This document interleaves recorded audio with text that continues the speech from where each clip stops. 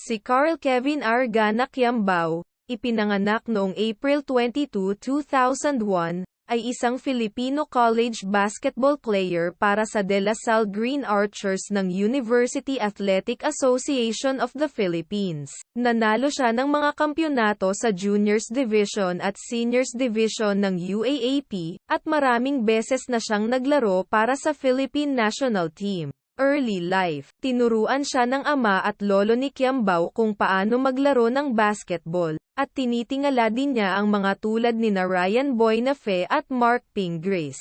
Naglaro siya sa mga liga sa kanyang barangay ng bayanan. High school career, Lyceum Junior Pirates. Si Kiambao ay na-recruit para maglaro sa Lyceum Junior Pirates matapos siyang mapansin sa isang liga ng barangay. Hindi siya napasama sa roster sa loob ng 2 years.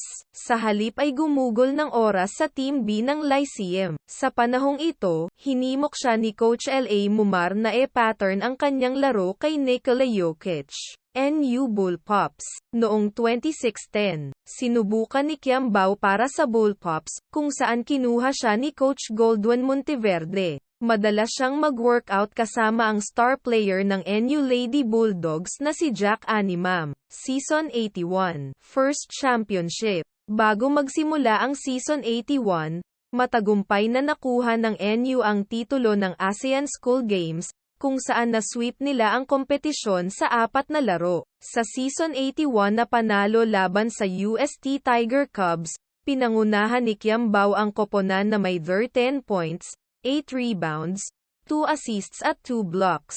Sa second round ng eliminations, mayroon siyang 10 points at 7 rebounds sa panalo laban sa Ateneo Blue Eaglets. Nagkaroon siya ng double-double na 10 points at 11 rebounds sa 51-point win laban sa UPIS Junior Maroons. Nagpatuloy sila sa pag-sweep sa second round. Nagkita sila muli ng Ateneo sa finals, kung saan noong Game 1, mayroon siyang 14 points at 13 rebounds para pangunahan ang NU sa panalo. Kasama si Carl Tamayo, nagsanib sila ng 29 points at 25 rebounds at nilimitahan ang star center ng Ateneo na si Kai Soto sa 16 points lamang. Sa Game 2, nagkaroon siya ng all-around performance na 8 points, 6 boards, 5 assists, at 2 blocks, at nanalo ang NU ng Juniors Championship sa unang pagkakataon mula noong 2016. Season 82, Second Championship. Bago magsimula ang Season 82, matagumpay na naidepensa ng NU ang titulo nito sa ASEAN School Games, kung saan tinalo nila ang Indonesia para sa gold medal. Sa panahon ng season, na-sweep nila ang elimination round, na nakakuha ng outright spot sa finals.